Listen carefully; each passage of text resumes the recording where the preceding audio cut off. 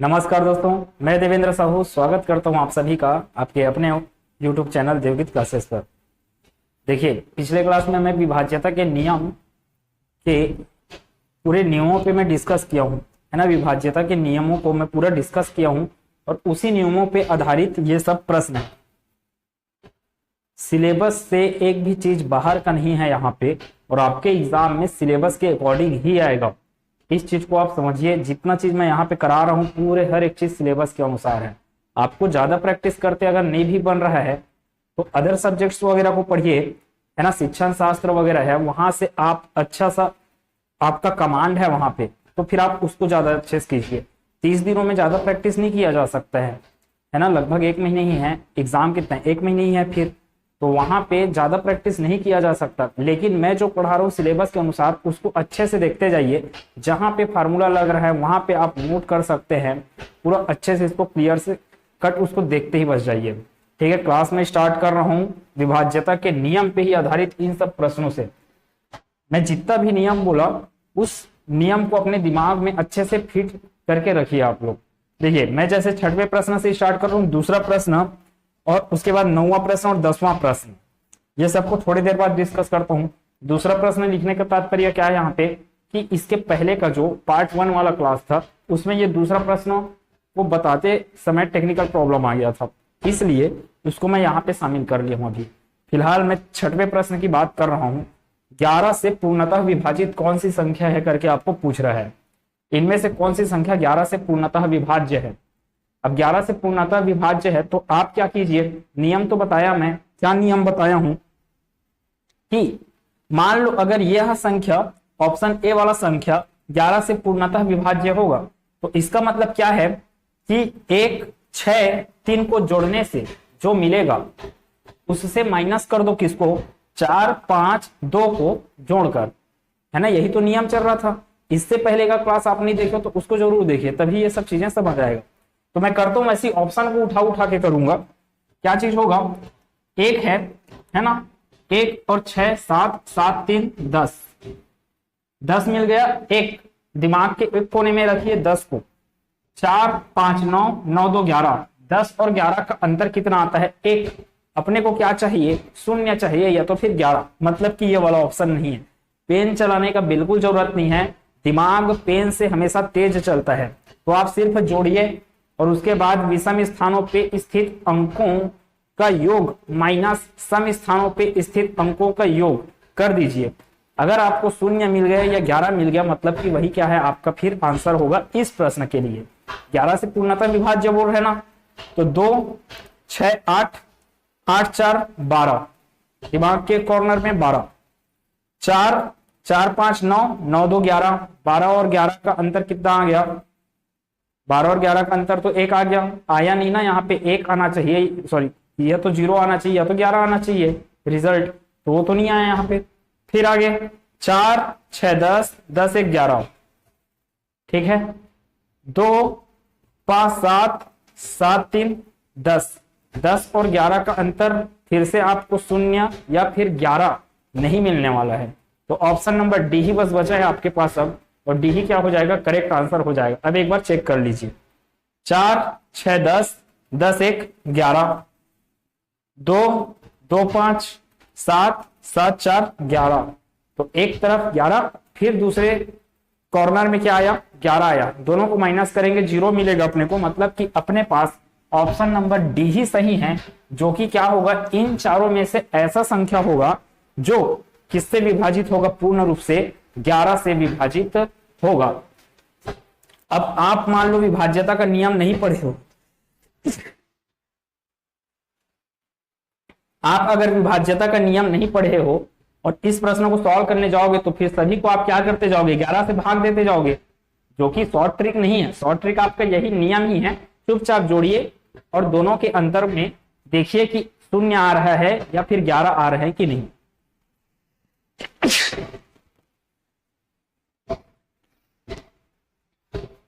आगे के प्रश्न के लिए देखते हैं क्या चीज है। यदि संख्या 97215 स्टार 6 11 से पूर्णतः भाज्य है तो स्टार के स्थान पर सबसे छोटी पूर्ण संख्या क्या होगी। स्टार के स्थान पे क्या आएगा बोल रहा है। ऑप्शन भी आपको 3, 2, 1, 5। लिखा क्या चीज है उस चीज को ध्यान दीजिएगा। 9 लिखा है, 7 लिखा, 2 1 5 लिखा, स्टार है, फिर उसके बाद 6 है। मतलब स्टार के स्थान पे कौन सा अंक आएगा। तो किया क्या जाए, स्टार के स्थान में कौन सा अंक आएगा ये जानने के लिए आपको क्या करना पड़ेगा। चूंकि यह संख्या क्या है 11 से पूर्ण रूप से विभाजित है, मतलब ये नियम का पालन करना चाहिए। क्या नियम का पालन करना चाहिए, 6 5 11, 11 2 13, 13 और 9 22। तो ऊपर का क्या आ रहा है 22, ठीक है। किसके लिए बोल रहा हूं, विषम स्थानों पर स्थित। इसका कितना आना चाहिए, स्टार +1 +7, मतलब 1 + 7 कितना आ गया आपके पास 8 आ गया, ठीक है। इधर क्या चल रहा है 8 प्लस स्टार, यही तो हुआ ना, स्टार +1 +7 कितना आ गया, यहाँ पे कितना आ रहा है 8 प्लस स्टार।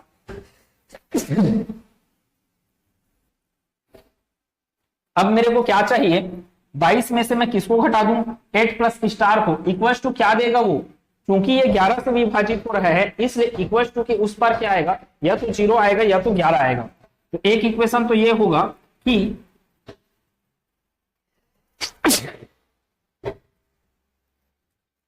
22 में से किसको घटा रहे हैं 8 प्लस स्टार को, इक्वल्स टू क्या आना चाहिए 0, या तो फिर 22 में से माइनस कर रहे हैं किसको 8 प्लस स्टार को, ये इक्वल आना चाहिए किसके 11 के। नियम का पालन कर रहा है ये इसलिए क्योंकि 11 से पूर्ण रूप से क्या होना है, इसको विभाजित होना है।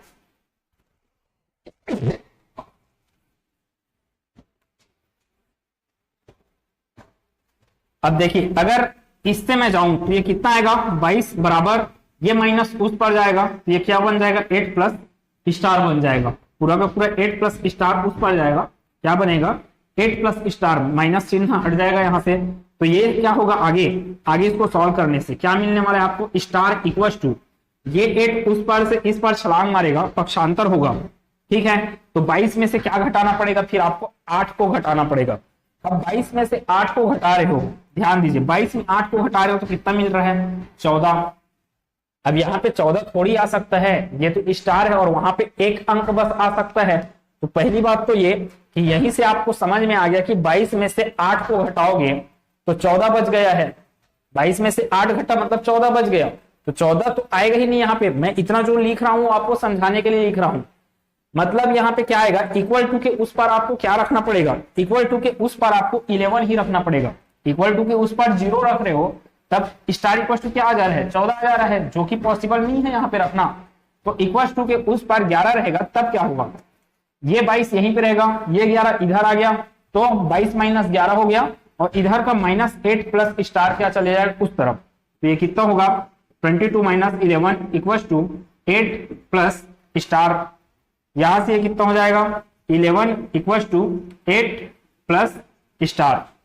अब स्टार इक्वल टू क्या आ जाएगा 8 को इस तरफ पक्षांतर कर देते हैं तो 11 माइनस 8 हो जाएगा, 11 माइनस 8 आपको क्या देगा 3 देगा। तो आंसर क्या होगा आपका ऑप्शन नंबर ए। अब एक बात और कि कोई जरूरी नहीं है यहाँ पे सिर्फ 3 आएगा, यहाँ पे 3 ही आएगा ऐसा जरूरी नहीं है, इससे बड़ा भी संख्या आ सकता है, ठीक है, इससे बड़ा भी संख्या आ सकता है। लेकिन यहां पर वो क्या बोला है सबसे छोटी पूर्ण संख्या, अर्थात 3 से और ऐसा कोई छोटा वैल्यू नहीं है जो इस स्टार का स्थान ले सके। तो आंसर क्या होगा अपना ऑप्शन नंबर ए। स्क्रीनशॉट ले सकते हैं। 8वें प्रश्न की मैं बात कर रहा हूं। अब 8वां प्रश्न क्या बोल रहा है, 8 कौन सी संख्या 8 से पूर्णतः विभाजित नहीं होगी। ध्यान दीजिए क्या बोला, 8 से पूर्णतः विभाजित नहीं होगी बोला है वो, मतलब कि मेरे को 8 की विभाज्यता का नियम पता है कि अंतिम 3 अंक को मैं भाग दे दूं किससे 8 से, और अगर वो 3 अंक भाग चले गए 8 से मतलब कि वो पूरा का पूरा संख्या भी क्या जाएगा भाग जाएगा 8 से। अब वो मेरे को ये नहीं पूछ रहा है कि कौन सा संख्या भाग जाएगा, वो ये पूछ रहा है कि कौन सा संख्या भाग नहीं जाएगा, यही तो बोला। तो 368 को मैं भाग देता हूं किससे 8 से, डायरेक्ट ना इसको पेन चलाने की जरूरत नहीं, 8 चौक 32, ठीक है 368 है, 8 चौक 32 हासिल आ गया, मतलब शेष कितना बच गया 4, 4 और 8 48, तो 8 छके 48, पूरा का पूरा भाग तो चले गया ये 368 किससे 8 से, मतलब कि ये भाग जाएगा 12,368 किससे 8 से पूर्णतः भाग जाएगा, मतलब कि ये ऑप्शन नहीं हो सकता। क्यों नहीं हो सकता, क्योंकि वो ये पूछा है कि कौन सा संख्या भाग नहीं जाएगा, ये तो भाग चले जा रहा है। इसको भी देखते हैं 696 को, 88 64, ठीक है शेष बच गया 5, 5 और 6 56, 8 सत्ते 56, ये भी पूरा भाग चले गया, तो ये भी आंसर नहीं होगा। वैसे 752 यहाँ पे देखिए कितना हो रहा है, 8 नियम 72, 3 बचा यहाँ पे, 3 और 2 32, 8 चौक 32, फिर पूरा भाग चले गया, मतलब कि फिर यहाँ पे आपको ये आंसर नहीं हो सकता। सिर्फ कौन सा बच गया आपके पास, ऑप्शन नंबर डी। अब आप चेक कर सकते हो कितने, 8 सत्ते 56, ठीक है 8 सत्ते 56 हासिल आया 2, मतलब शेष आया 2, यहाँ पे 2 और 2 कितना हो गया 22, 22 भाग नहीं जाता है 8 से, मतलब कि ये पूरा का पूरा 12,582 भी 8 से भाग नहीं जाएगा, अर्थात 8 से अविभाजित संख्या है कौन, ऑप्शन नंबर डी, ठीक है। और यही आपको पूछा था। अब देखिए मैं प्रश्न किसकी बात करूंगा, कौन सा अभाज्य संख्या है वाला। अब इतना बड़ा बड़ा दे दिया रहेगा, अब आप अभाज्य संख्या पढ़े हो लास्ट 1 से लेके 100 तक के बीच में 97 बोला था मैं, उसके आगे के जो अभाज्य संख्या आपको दिए जाएंगे उसको आप कैसे चेक करोगे, तो उसके लिए थोड़ा सा ध्यान दीजिएगा मैं क्या क्या कर रहा हूं।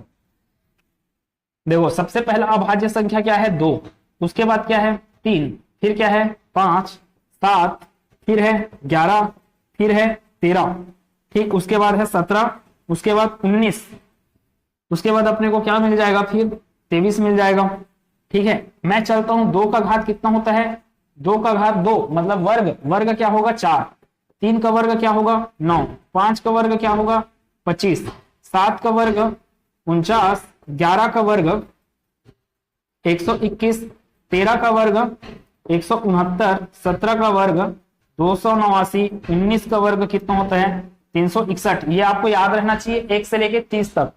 अब अभी याद नहीं होगा तो आप यहाँ पे टेंशन मत पालिए, चुपचाप 2 बार गुना कर लीजिए उसको, लेकिन आपको मैथ्स में थोड़ा सा स्ट्रॉन्ग करना है उसको मैथ्स को, तो आपको क्या करना पड़ेगा 1 से 30 तक का वर्ग याद रहना चाहिए, और 1 से लेके 25 तक, सॉरी 1 से लेके 15 तक का घन अर्थात क्यूब याद रहना चाहिए।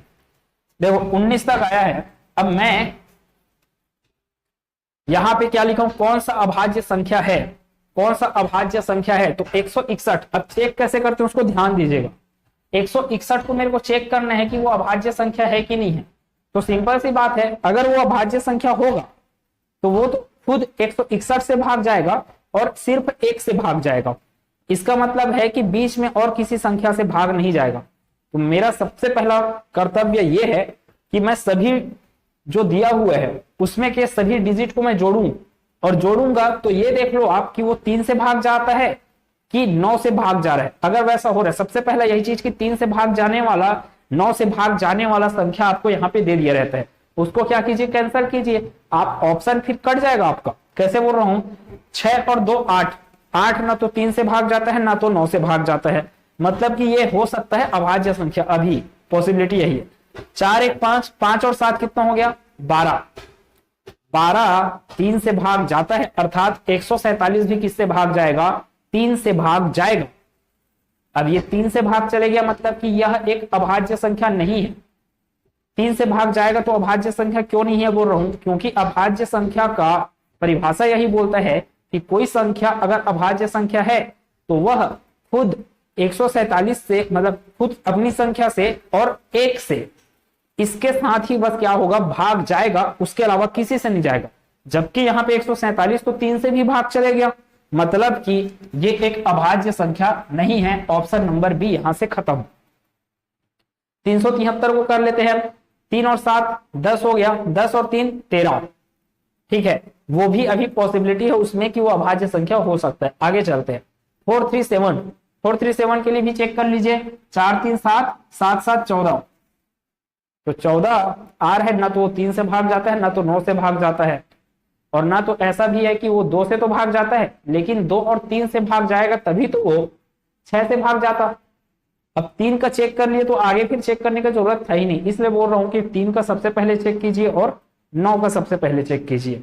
तो देखो क्या चीज है, बना कैसे रहा हूं, प्रश्न को थोड़ा ध्यान से देखिएगा। आपको चेक करना है कोई भी संख्या के बारे में। अब मान लो 161 के बारे में चेक करना है कि 161 क्या है, अभाज्य संख्या है। तो कौन से वर्ग के बीच में आ रहा है 161, किसके वर्ग के बीच में आ रहा है, 11 और 13 के वर्ग के बीच में क्या आ रहा है, 161। अगर 161 एक अभाज्य संख्या है, अगर 161 एक अभाज्य संख्या है, तो 161 से आने वाले पहले संख्याओं, 161 से आने वाले पहले वर्गों, 161 से पहले कौन कौन सा वर्ग आ रहा है, 121, 49, 25, 9, 4। तो इस वर्ग, जिसका वर्ग है ये संख्या, किसका वर्ग है, 11 का, किसका वर्ग है ये, 7 का। मतलब कि 161 को आप किससे किससे भाग देकर देखो, 11 से, 7 से, 5 से, 3 से, 2 से। अगर इन सब से वो भाग नहीं गया तो 161 क्या है, एक अभाज्य संख्या है।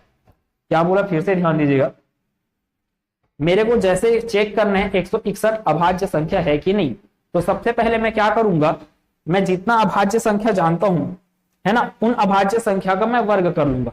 पहले तो मैं ये देखूंगा कि 161 किस अभाज्य संख्या के, किन अभाज्य संख्या के वर्गों के बीच आ रहा है। तो मेरे को यह पता चला 11 और 13 ऐसे अभाज्य संख्या हैं जिनके वर्ग 121 और 169 के बीच में आता है कौन, 161। तो 161 अगर अभाज्य संख्या होगा तो वह न तो 11 से, न तो 7 से, न तो 5 से, न तो 3 से और न ही 2 से भाग नहीं जाएगा ये। ठीक है, आपको छोटा वैल्यू लेना है ना, 161 से सबसे 161 से पहले छोटे अभाज्य संख्याएं कौन कौन सा है उसको देखिए। अब मैं 11 से अगर भाग देके देखता हूं किसको, 161 को, तो 11 कम 11, 5 यहाँ पे बचा, 5 और 1 51, तो वो तो नहीं जाता है भाग। ठीक है, तो 11 से तो नहीं गया। 7 से देख लो एक बार, 7 दूनी 14, 7 किया 21, चले गया भाग वो तो। ठीक है, 161 7 से भाग चले जा रहा है, 161 7 से भाग चले जा रहा है, 7 दूनी 14, यहाँ पे आया 2 और ये 7 दिया 21, मतलब 23 बार में वो भाग चले जा रहा है।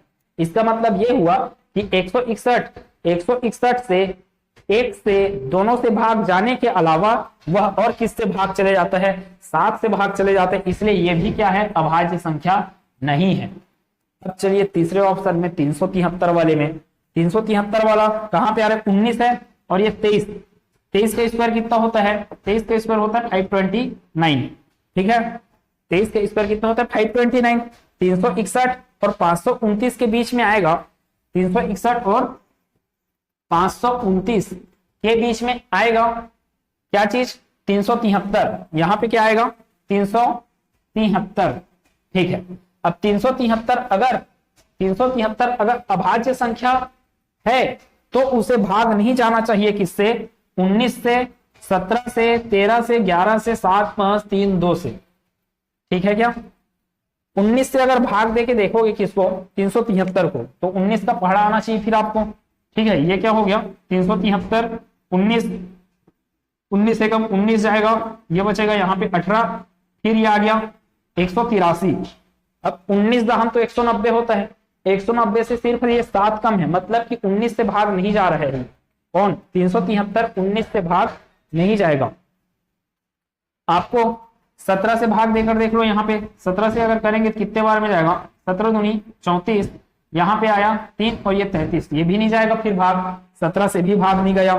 13 से भाग जाएगा क्या, देख लो एक बार, 13 दूनी 26, यहाँ पे क्या बच गया 11 और ये हो गया 3, मतलब 113।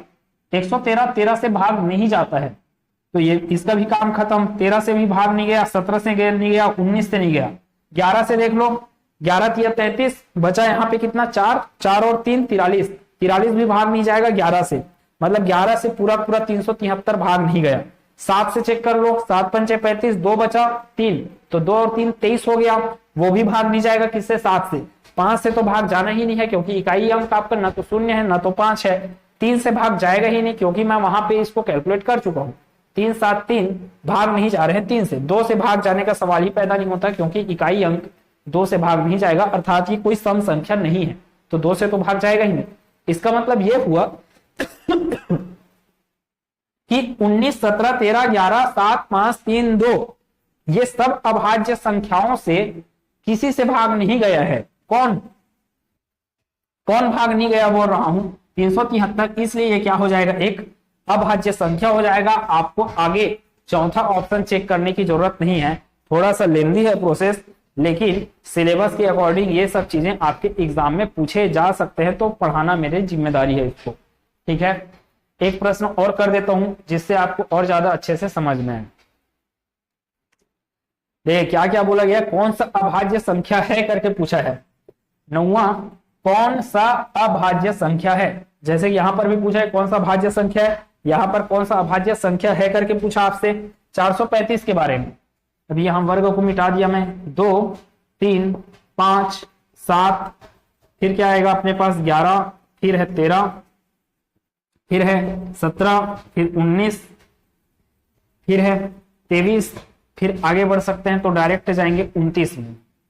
ठीक है, तो 2 का घात कितना होगा 4, 3 का घात 9, 5 का घात 25, 7 का घात 49, फिर है 11 का घात 2 21 हो जाएगा, 13 का घात 2 कितना हो जाएगा 169, 17 स्क्वायर 289, 19 स्क्वायर 361, 23 स्क्वायर 529।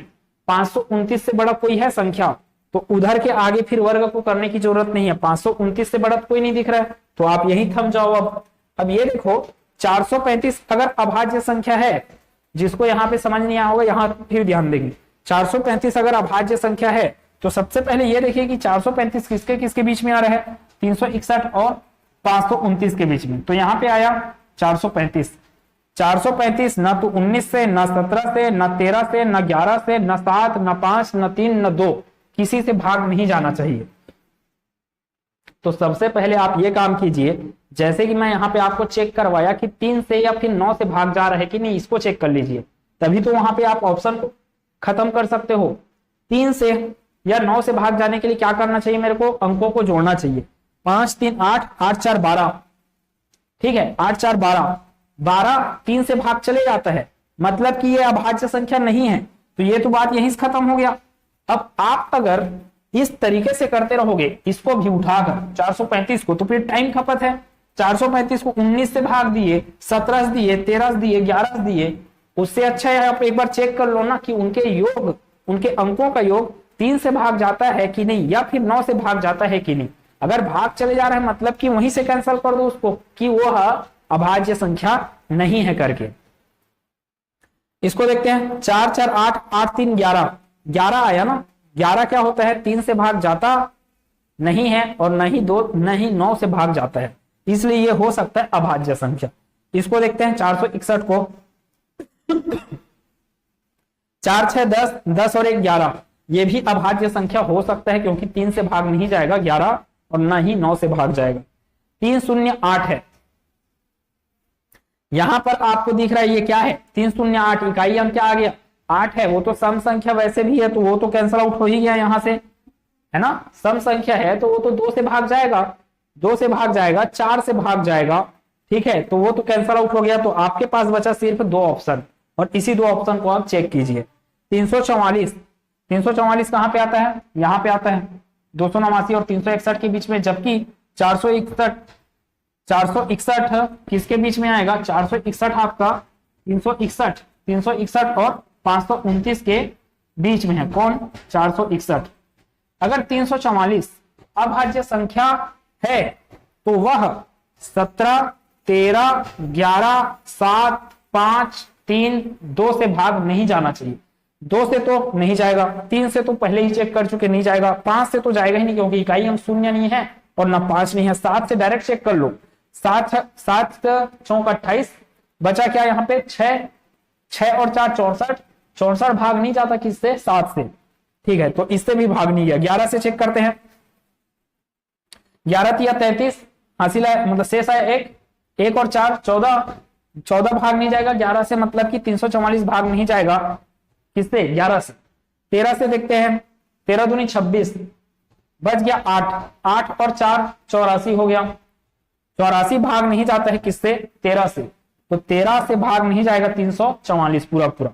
17 से देख लेते हैं, 17 दूनी 34, बच गया शेष कितना 4, मतलब कि 344 ना तो 17 से लेकर 2 तक किसी भी संख्या से भाग नहीं गया, किसी भी अभाज्य संख्या से भाग नहीं गया, अर्थात ये 344 ही क्या है, आपके द्वारा वांछित अभाज्य संख्या है। प्रश्न में जैसे पूछा गया था, कौन सा बोल रहे हैं 344 ऑप्शन नंबर बी।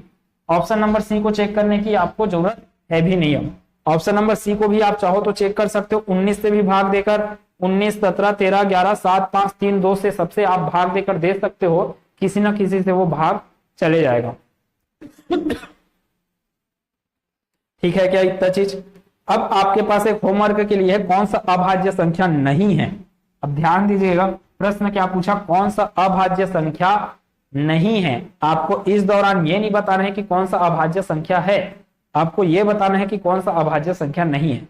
आपको ये दूसरा प्रश्न और ये 9वां प्रश्न समझ आया होगा तो ये 10वां प्रश्न आराम से आपसे बनेगा। तो अगले क्लास में मिलेंगे जहां पे इसके लास्ट टॉपिक, इस नंबर सिस्टम के लास्ट टॉपिक को डिस्कस करेंगे। तब तक के लिए अच्छे से पढ़ते रहिए, पूरे सिलेबस के अनुसार पढ़ते रहिए, निश्चिंत होकर पढ़िए, जो होना है सो होगा। अपना काम है पढ़ाई करना ईमानदारी से। मिलते हैं अगले क्लास में, धन्यवाद।